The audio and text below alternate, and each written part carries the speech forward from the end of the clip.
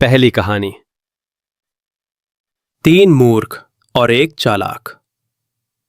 एक गांव में तीन पंडित थे जो तेनाली को मूर्ख समझते थे। उन्होंने एक पेड़ की जड़ पर सफेद रंग देखा और बोले, ये बर्फ है। तेनाली ने कहा, यह सिर्फ चूने का रंग है।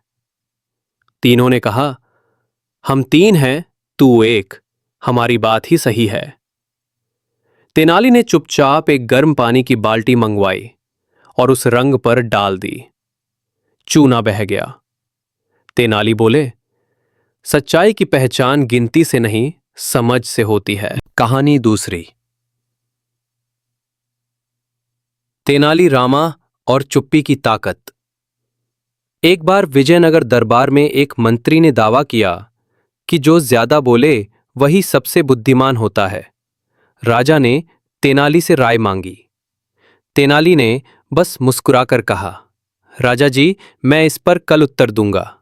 अगले दिन तेनाली एक मुर्गा, एक तोता और एक गधा लेकर आया। तीनों जानवरों को छोड़ दिया।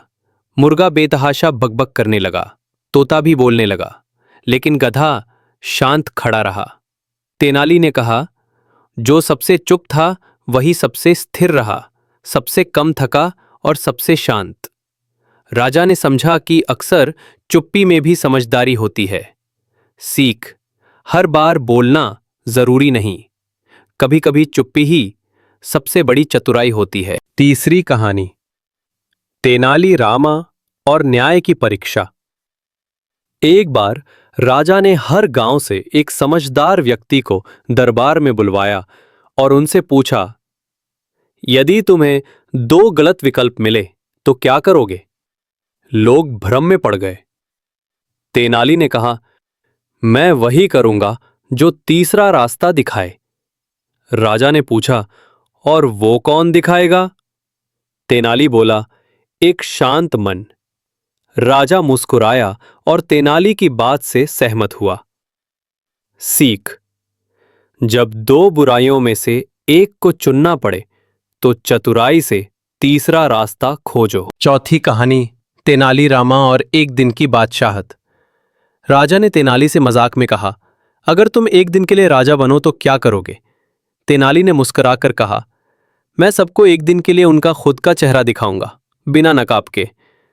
अगले दिन तेनाली ने लोगों के बारे में सच्चाई की कहानियां राजा के सामने रखीं, जैसे मंत्री जो दिखावे में धर्मात्मा था, असल में रिश्वतखोर था। राजा चौंक गया। सीख, असली नेतृत्व वो है जो सच्चाई को स्वीकार करे, चाहे वो कड़वी ही क्यों ना हो। पांचवी कहानी। तेनाली रामा और अधूरी बातों का जाल। एक दरबारी ने तेनाली से जलन के चलते उसके खिलाफ अफवाह फैलाई कि वो राजा की निंदा करता है। राजा ने बिना पूरी बात सुने तेनाली से नाराजगी जताई। तेनाली ने जवाब में सिर्फ इतना कहा, राजा जी, आधा सच पूरा झूठ बन जाता है। फिर उसने सबूत दिए कि अफवाहें अधूरी थीं। राजा ने गलती मानी।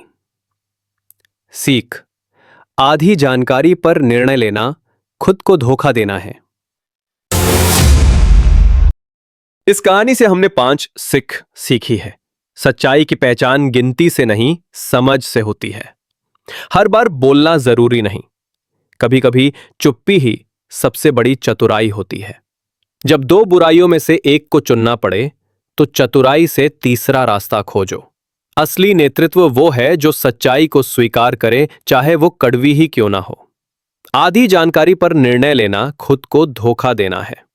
आप लोगों को और भी कहानियां सुननी है जिसके वजह से आप जे लाइफ में आप अच्छे फैसले ले सको, तो कमेंट्स में यस लिखिए।